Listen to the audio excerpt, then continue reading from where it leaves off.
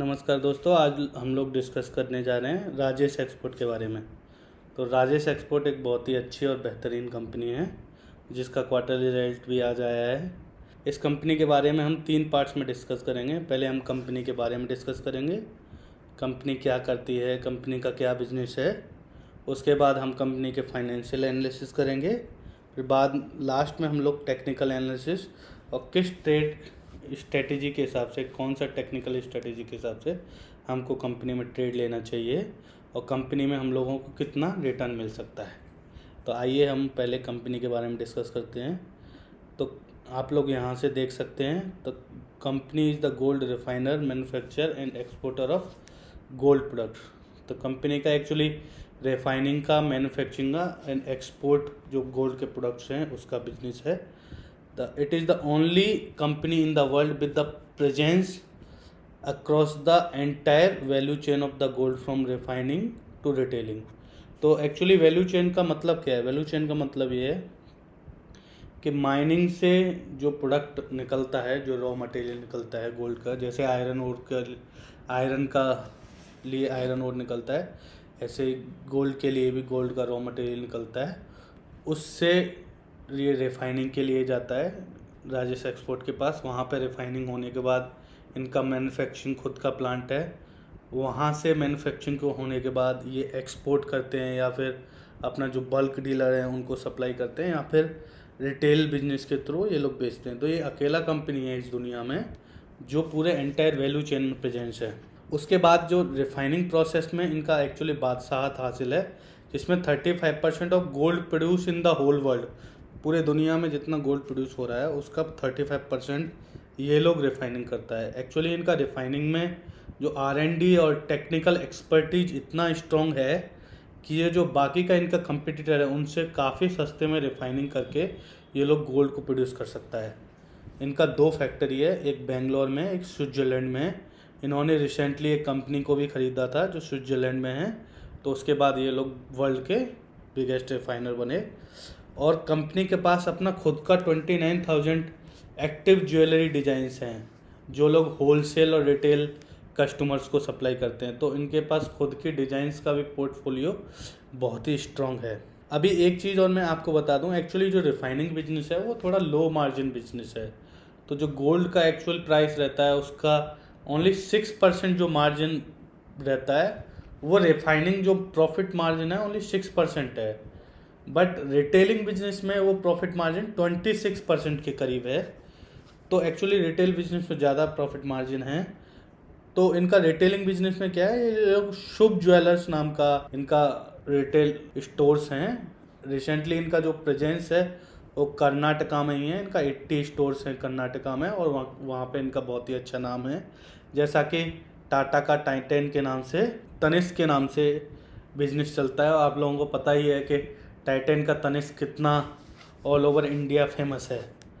तो ये लोग अपना एक्चुअली इनका प्लान भी है कि रिटेल बिजनेस को अच्छे से एक्सप्लोर करें।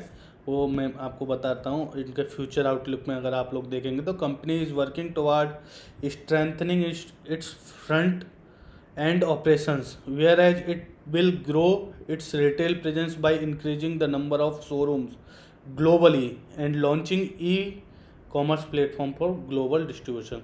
तो कंपनी ग्लोबली अपना प्रेजेंस बढ़ाना चाहती है। ई कॉमर्शियल प्लेटफॉर्म्स के थ्रू भी कंपनी अपने ग्लोबल रिटेल बिजनेस को बढ़ाना चाहती है।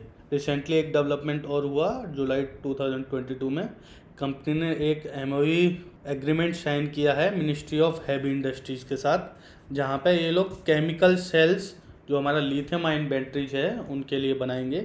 तो एक्चुअली लिथियम आयन बैटरीज, आपको पता ही है बैटरी बिजनेस कितना बढ़ने वाला है, क्योंकि गवर्नमेंट का पूरा फोकस जो है इलेक्ट्रिकल व्हीकल्स पे है और इलेक्ट्रिकल व्हीकल्स का डिमांड भी इंक्रीज हो रहा है और इसमें रिसर्च भी चल रहा है। आगे तो इलेक्ट्रिकल व्हीकल्स का बहुत ही अच्छा फ्यूचर है। तो कंपनी एक ऐसे सेक्टर में घुसना चाह रही है जिसका बिजनेस ग्रोथ अभी 0.1% भी नहीं हुआ है। ये भी एक बहुत ही अच्छी और पॉजिटिव चीज़ है। उसके अलावा आइए अब हम लोग कंपनी के फाइनेंशियल डिस्कस कर लेते हैं। कंपनी का मार्केट कैप जो है अभी 15,358 है। कंपनी जो करंट वैल्यू ट्रेड कर रहा है वो 520 रुपये पे ट्रेड कर रहा है। कंपनी का बुक वैल्यू जो है वो 499 का है। तो कंपनी ऑलमोस्ट बुक वैल्यू पे ट्रेड कर रहा है। पीई भी 10.7 है, जो कि एक बहुत ही अच्छा पीई लग रहा है। पीई रेशो में एक कंपैरिजन दिखाऊंगा, वो बहुत ही इंटरेस्टिंग है, तो उससे आपको पता चल जाएगा कि एक्चुअली कंपनी कितने सस्ते वैल्यूएशंस पे अभी ट्रेड कर रहा है। डेब्ट टू इक्विटी रेशियो भी 0.05% है, तो ऑलमोस्ट कंपनी डेब्ट फ्री कंपनी है। कंपनी के पास बहुत, तब यहाँ पे आप प्राइस पे 1 ईयर के चार्ट पे देखेंगे तो ऑलमोस्ट अपने लो पे कंपनी ट्रेड कर रहा है। इससे ज़्यादा एक इंटरेस्टिंग चीज़ मैं दिखाता हूँ पी रेशियो के चार्ट पे। तो कंपनी का अगर आप लोग 1 ईयर का पी रेशियो देखेंगे तो हाईएस्ट जो है 25.8 है। अभी कंपनी जो ट्रेड कर रहा है वो 10.8 के करीब ट्रेड कर रहा है, तो अपने लोएस्ट पी पे ट्रेड कर रहा है। 3 ईयर्स के पी में भी आप लोग देखेंगे तो ऑलमोस्ट लो पे ही ट्रेड कर रहा है। 5 ईयर्स में भी आप लोग देखेंगे तो अपने लोएस्ट पी पे ट्रेड कर रहा है, जबकि एवरेज पी आप लोग देखेंगे तो 16.2 के करीब एवरेज पी है। 10 ईयर्स में भी ऑलमोस्ट अपने लो पे ही कंपनी ट्रेड कर रहा है। तो इसका मतलब क्या है कि कंपनी बार बार अपना एवरेज पी से ऊपर जाता है और अपना एक नया हाई बनाता है पी रेशियो कंपेयर में भी। तो इस स्टॉक में एक पोटेंशियल है जो कि अच्छा मूव दिखा सकता है। अभी हम लोग कंपनी के पीयर्स के बारे में थोड़ा डिस्कस करते हैं। तो कंपनी के पीयर्स में आते हैं टाइटेन, कल्याण ज्वेलर्स, वैभव ग्लोबल। तो टाइटेन अभी ट्रेड कर रहा है 83 के पीई पे, कल्याण ज्वेलर्स ट्रेड कर रहा है 43 के पीई पे।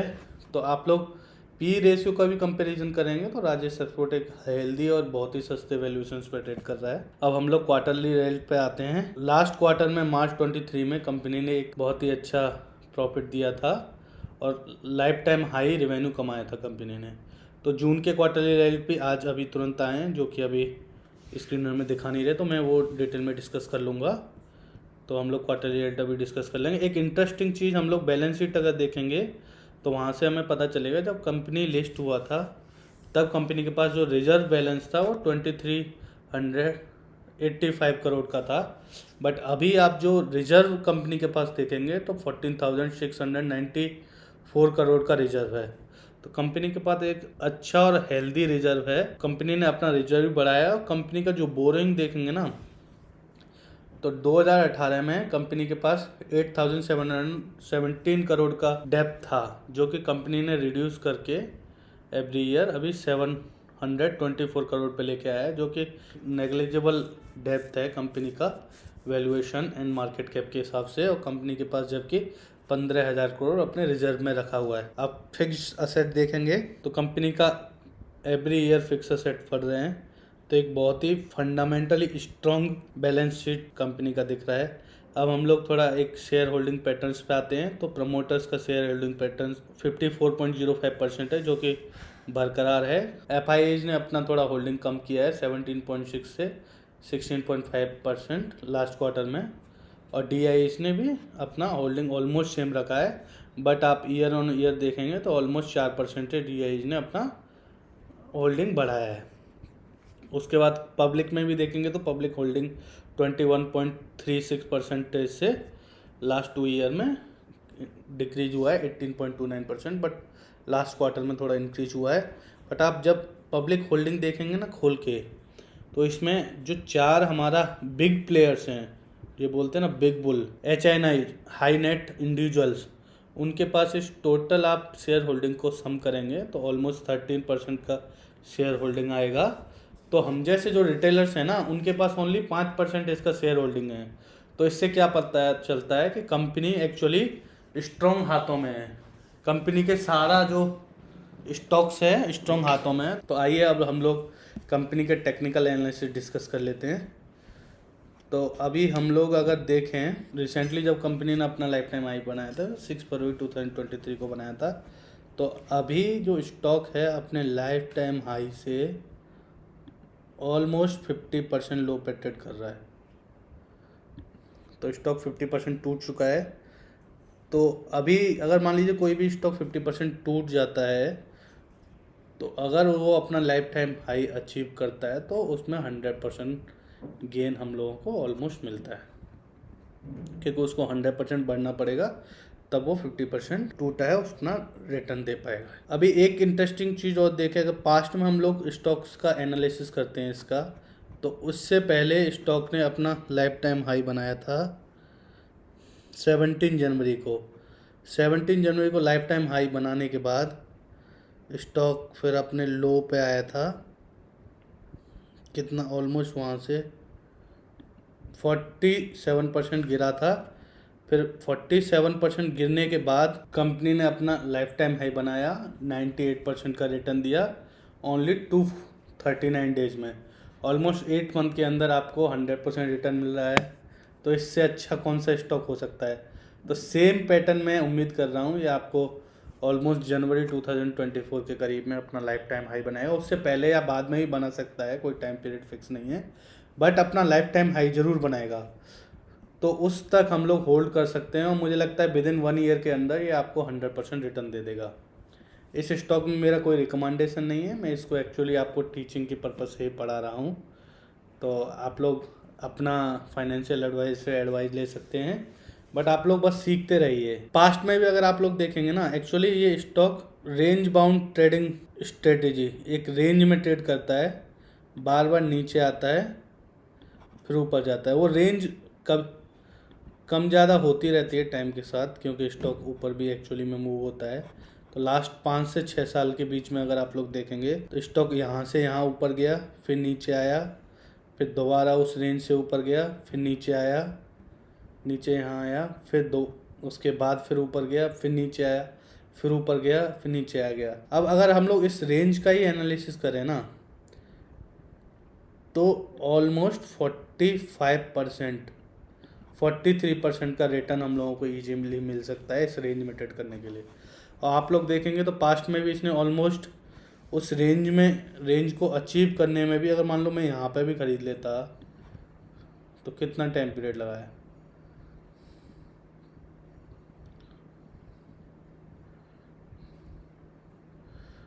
425 दिन। तो 425 दिन ऑलमोस्ट सवा साल में भी हम लोगों को अगर 45% मिल जाते तो बहुत ही अच्छा है। ये जब मैं अज्यूम कर रहा हूँ, आप लोग जब इस रेंज बाउंडिंग स्ट्रेटेजी के हिसाब से उसी समय ले लें जब वो उस लेवल तक आया, उसके बाद भी नीचे भी गया है अच्छा खासा। और एक और चीज़ आप देखेंगे कि एक्चुअली रिसेंटली बहुत ही हाई वॉल्यूम्स ट्रेड हुए हैं। तो 15 जून से हाई वॉल्यूम स्टार्ट हुआ है। तो एक्चुअली ये जो ऑपरेटर है ना, ये बड़ा खेल खेल रहा है और यहाँ पे जितना मैक्सिमम से मैक्स वो माल भर रहा है। लास्ट 1 महीने के अंदर ये स्टॉक एक रेंज में ट्रेड कर रहा है, उसी रेंज में ऊपर नीचे हो रहा है। तो ऑपरेटर एक लेवल पे इसको रोक के रखा हुआ है कि ना इससे नीचे जाए ना उससे ऊपर जाए, और उस टाइम पीरियड में वो अच्छे से जितना क्वांटिटी उसको चाहिए स्टॉक को ऊपर ले जाने से पहले वो उसको अपना क्वांटिटी मिल जाए। तो हम लोग NSE की साइट पे थोड़ा जाते हैं। NSE की साइट से हम लोग डाउनलोड कर सकते हैं कि स्टॉक का कितना डिलीवरी आ रहा है। एक्चुअली इंट्राडे के अलावा स्टॉक का जो ट्रेड हो रहा है वो एक्चुअली में घर जा भी रहा है कि नहीं जा रहा है।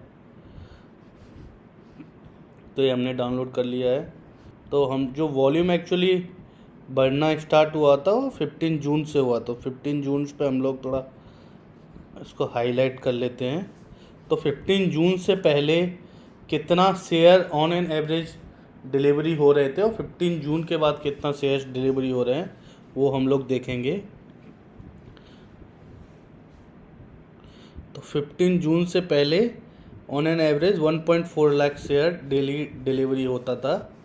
15 जून के बाद में almost 5.94 lakh, means 5 times volume का डिलीवरी बढ़ा है। तो सोचिए, आप लोग सोचिए कितना वॉल्यूम जा रहा है। उसके अलावा एक इंटरेस्टिंग चीज़ और देखेंगे, आज बहुत ही कम शेयर्स का ट्रेड हुआ, ओनली 7 लाख के करीब, जिसमें से 4,70,000 शेयर्स को डिलीवरी हुआ है, जो कि 66% डिलीवरी है। One of the highest delivery in the last 6 month. Normally जो डिलीवरी होता है स्टॉक का तो 20%, 25%, तो 15 से 25% के बीच में रहता है। तो क्योंकि कहीं ना कहीं ये पता था कि आज स्टॉक का रिजल्ट आने वाला है, जितना माल भर सकते हैं उतना भर लीजिए। तो दोस्तों, मेरा चैनल सब्सक्राइब करें, लाइक करें, इस वीडियो को शेयर करें। मुझे लगता है कल ये सुबह एक अच्छा मूव देगा। कंपनी का जो रिजल्ट इस क्वार्टर में आया है वो मैंने अभी डिस्कस नहीं किया, वो मैं डिस्कस कर लेता हूँ। जून 23 क्वार्टर का, तो उसमें कंपनी ने रेवेन्यू किया है 856,000 करोड़ का। कंपनी का प्रॉफिट बिफोर टैक्स है 346 करोड़ का और प्रॉफिट आफ्टर टैक्स है 309 करोड़ का। कंपनी ने एक हेल्दी प्रॉफिट रजिस्टर किया है। तो जून 23 में कंपनी ने 856 करोड़ का रेवेन्यू किया है। उससे पहले लास्ट ईयर जून 22 में 494 करोड़ का रेवेन्यू किया था। तो एक बहुत ही अच्छा जंप है। एक्चुअली कंपनी साइक्लिकल बिजनेस है, थोड़ा सीजनल बिजनेस है, तो रेवेन्यू थोड़ा ऊपर नीचे होता है। तो मार्च 23 में आप देखेंगे तो 1,15,000 करोड़ का रेवेन्यू कंपनी ने किया था। तो जनरली जो कंपनी है वो मार्च में अपना रेवेन्यू हाई करती है। आप लोग पास्ट में देखेंगे तो स्क्रीन पे आप लोग देख सकते हैं। अच्छा, कंपनी का जो टोटल एक्सपेंस है वो 853,000 करोड़ का है और same last year same quarter में 492 करोड़ का कंपनी का एक्सपेंसेस था। तो कंपनी का रेवेन्यू भी काफ़ी अच्छा बढ़ा है और प्रॉफिट आफ्टर टैक्स 309 करोड़ का है। Last year same quarter 271 crore का था, तो प्रॉफिट भी इंक्रीज हुआ है। तो दोस्तों मैं उम्मीद करता हूँ कंपनी एक हेल्दी अच्छा ग्रोथ फ्यूचर में देगा। दोस्तों मैं आशा करता हूँ आप लोगों को मेरा वीडियो बहुत अच्छा लगा होगा। इस वीडियो को लाइक एंड सब्सक्राइब करिए, इसको शेयर करिए, जितने ज़्यादा से ज़्यादा दोस्तों को आप शेयर कर सकते हैं, जिससे उनको भी इस वीडियो का फ़ायदा हो सके और उनको भी सीखने को मिलता रहे। तो दोस्तों मेरा वीडियो देखते रहिए, मैं वीडियो लाता रहूँगा, आप लोग सीखते रहिए। थैंक यू, धन्यवाद।